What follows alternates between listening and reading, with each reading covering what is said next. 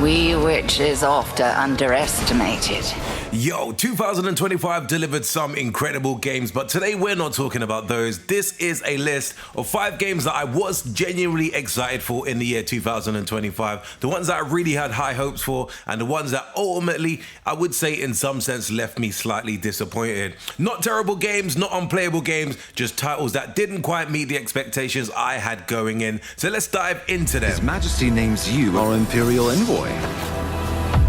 An extension. Number 5. I don't know.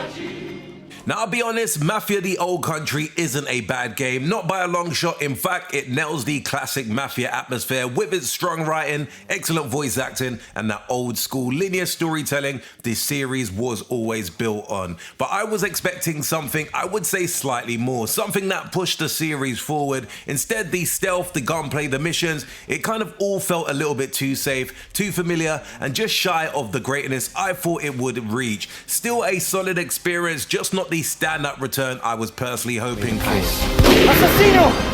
He never misses you. We'll take care of it. Get them inside. I wasn't about right. Number 4. Full Metal Schoolgirls had a real fun premise and some genuinely good ideas, but once you played through it a couple of times, the illusion kind of falls apart. The levels blur together, the roguelike structure never really evolves, and the repetition hits long before the game hits its stride. Sure, the core gameplay has its moments, especially towards the end when you build finally comes together, but getting there kind of feels like wading through the same bland hallways over and over again. The anime charm fades fast, and instead of energetic roguelike I expected, I got a shooter that can't quite break out of its own loop. さあ、ケミちゃん、暴れまくるよ。うん。でもここの社員、なんだかおかしくない？それはシャティックのせいよ。その声は毎度お騒がせします。Number 3. Double Dragon Revive really feels like it wants to recapture the charm of the old beat-em-ups, but the execution just kind of misses the mark. You see the pieces, iconic stages, big flashy moves, and the attitude the series is known for, but none of it sticks to landing. Controls feel sloppy, difficulty spikes come out of nowhere, and the whole thing feels like a memory of Double Dragon rather than a true revival. Revive should have brought the franchise roaring back. Instead, it barely manages a pulse.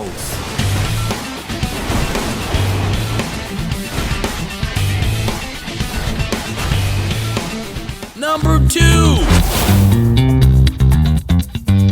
This was the Football Manager game I personally was counting the days down for. A full engine change, a skipped year, massive ambitions, everything was pointing towards a new high point for the series. Instead, FM26 landed as one of the most frustrating entries I've ever played. The match engine is genuinely impressive and the tactical changes are long overdue, but the new UI definitely hints with a lot of messy stuff, unintuitive, missing basic features, and riddled with bugs. It feels like a brilliant football simulation trapped inside an interface that simply wasn't ready. There's potential here, but right now it's buried under layers of unnecessary changes and broken systems. Number 1. This one to me definitely hurts. Mind's Eye had style, ambition, and a world I genuinely wanted to get lost in. And for a few fleeting moments, when the shooting clicks or the driving kicks in, you can see the great game that it could have been. But the cracks definitely do show fast. Buggy AI, missions that feel copied and pasted, performance issues everywhere, and an open world that's shockingly empty and unfinished. The whole thing feels rushed, like the ambition was there, but the game never got the time it needed. I really wanted to love Mind's Eye, but it just isn't there, and the community's backlash kind of proves I wasn't alone. I do feel that some of the criticisms was a little harsh because there was a lot of fun hidden in this game, and if you did give it time, it definitely would have had a few magic moments here or there. I did really enjoy the story, but ultimately this game definitely didn't live up to the expectations that I personally had on it, so definitely this game is my number 1 most disappointed game of 2025. Anyway, peeps, do you have a quick run through of 5 games that I had so much high hopes for, 4 of which I pre-ordered. As I said, FM26 was the game that I got on Game Pass, so it definitely was disappointing playing 5 of these games, which kind of did annoy me. Do let me know in the comments below as to what games you was looking forward to the release of in 2025 and kind of let you down. What do you think of the 5 games that I've called out? Do you agree? Do you disagree? Definitely let me know in the comments below. And if you did enjoy this very quick urban gameplay video, we definitely say peace out.